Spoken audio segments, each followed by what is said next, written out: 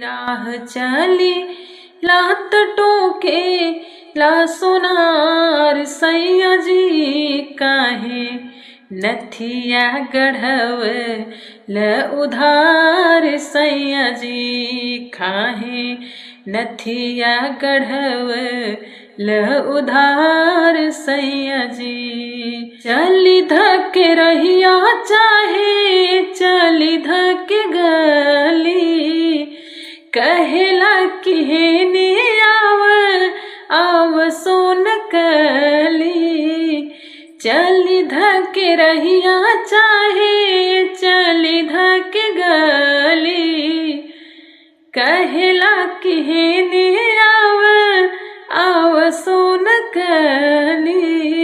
जदी करत होई हमरा से प्यार सैया जी जदी करत होई हमरा से प्यार सैया जी जाके आजुए चुकाए द उधार सैया जी जाके आजुए चुकाई द उधार सैया जी। राह चली लात टोके ला सोनार सैया जी काहे नथिया गढ़व ल उधार सैया जी। सजी सवारी जब पेन्हिले गहनावा पड़ जाला फीका जब दिल और रहनावा